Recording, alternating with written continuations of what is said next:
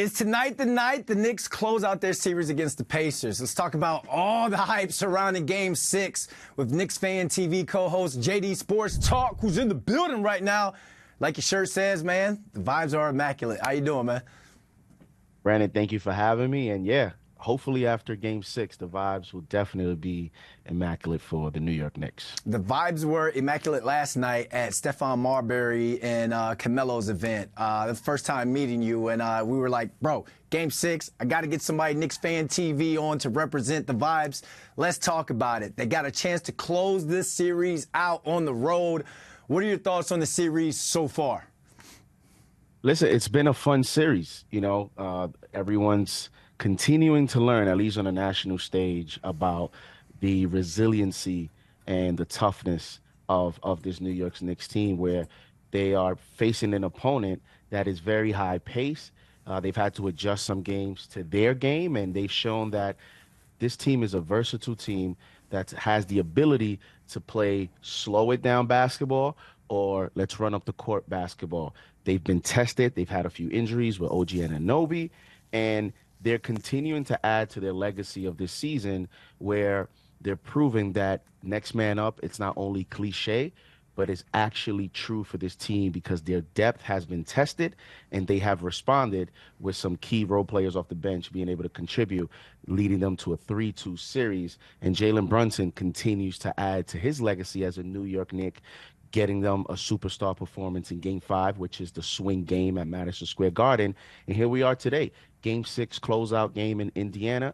And, you know, I expect Jalen Brunson to continue his superstar season, and I expect the Knicks to continue being mentally tough and playing well on the road.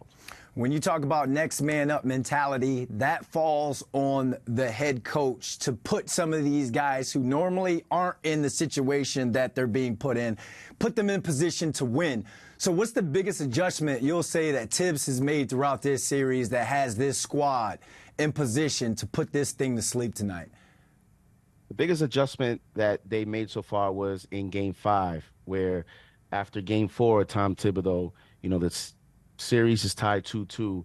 You're looking now without OG Anunoby at what is the next, you know, lineup change you're going to make that can not only help Jalen Brunson offensively, but can help him defensively. And that was Miles Deuce McBride starting at the off-guard position, going small ball, putting Josh Hart at the 4, where now Josh Hart has to have the tough assignment of defending Pascal Siakam.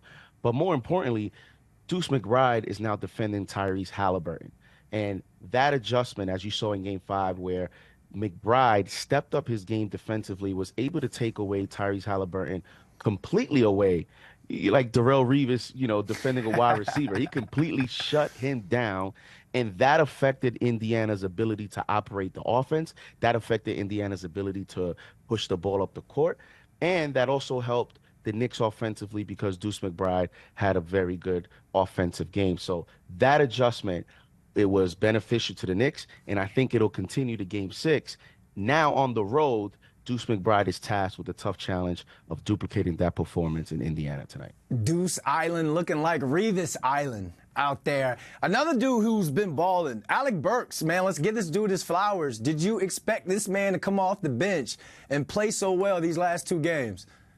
To be quite honest with you, I did not. And with evidence of, because, you know, he struggled since the trade coming over from Detroit.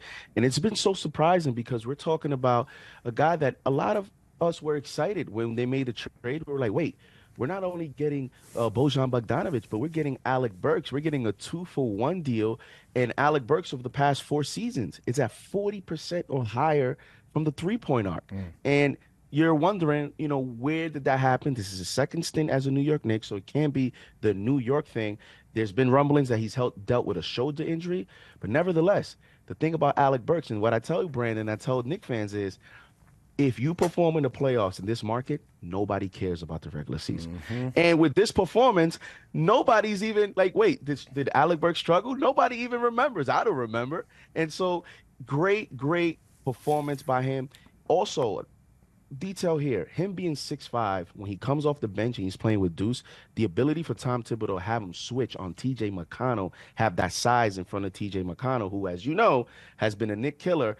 play dividends for them as well because TJ had a tougher time getting into his spots whenever Alec Burks was able to switch on to him. So Alec Burks, amazing performance. You're gonna again, it continues the motto. You're gonna need to do that again today on the road. On the road is a little bit tougher, but that's that's 3 games straight now. Alec Burks with good offensive performances.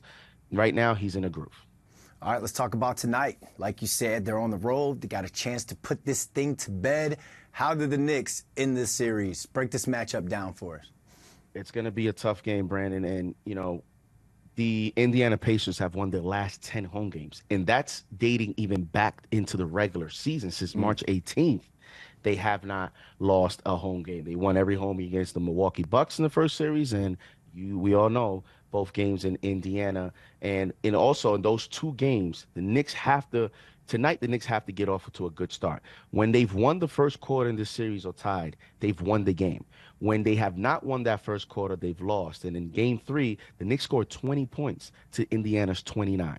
In game 4, the Knicks scored 14 to Indiana's 34. So that's 20 and 14 points in the first quarter. When you're on the road, quite frankly, and especially against a high, fast-paced team, 20 points in the first quarter is not going to be enough unless your defense is stout. So look for the Knicks to get off to a fast start like they did at Game 5 and, try to take the crowd away. This is not Philly where there's a bunch of Knicks fans there. There are some Knicks fans, but it's not quite like Philadelphia. It's going to be very important to get it off to a fast start. And from there, you're going to lean on your superstar, Jalen Brunson, to bring it home for you.